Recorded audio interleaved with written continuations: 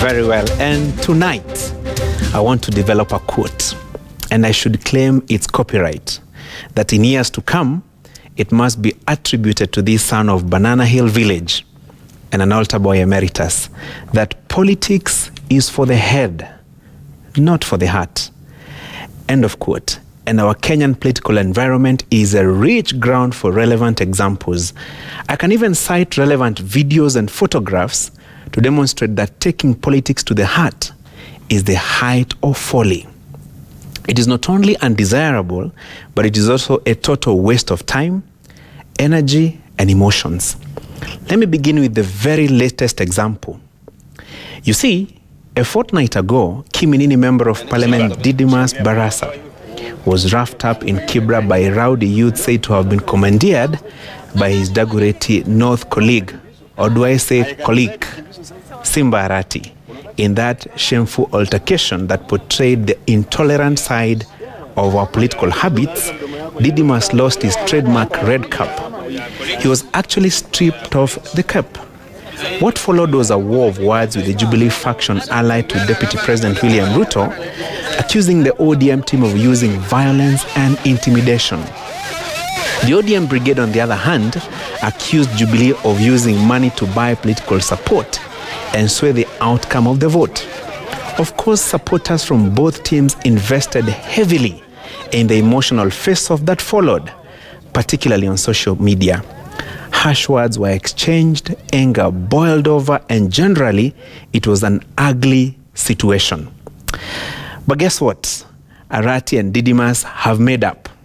The Kiminini lawmaker has his red cape back. That reconciliation marked with a hearty handshake at Parliament buildings, a confirmation that indeed they were colleagues. And it is a good thing. The Swahili have an apt saying for it, wagomba nao ndio wapatanao. But I have a question. Did they proceed to impress on their supporters to have a similar handshake? Of course they did not. Did they check if anyone had been injured as a result of their encounter? Of course not. Imagine all the energy and time spent by their supporters exchanging nasty words over the Kibra altercation. Imagine if neighbor had turned against neighbor just because of that one incident. So who was fooled here? And this fooling business happens every so often.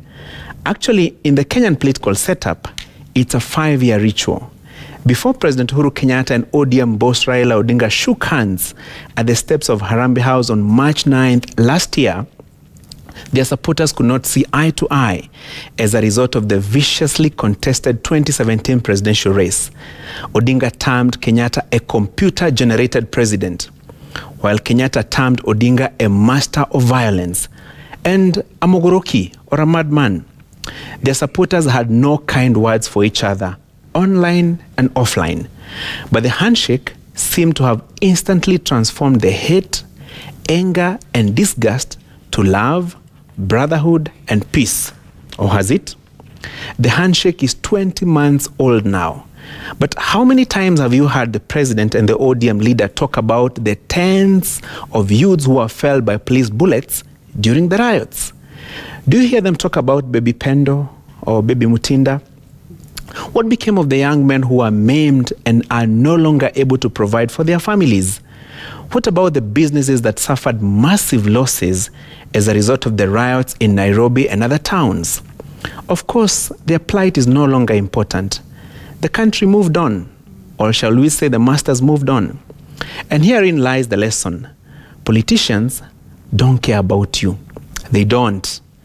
So think through before you maim, hurt, or insult your fellow citizen. Politics, I say again, is for the mind, not the heart. Uasin Gishu Governor Jackson Mandago captured it more aptly with this clip. Hii siasa ya 2017 ilinifunza mambo mingi. Usiweke maneno ya siasa kwa roho tafadhali. Weka kwa lungs. Ndio ukipumua tu after election. Nakwenda. Sawa sawa.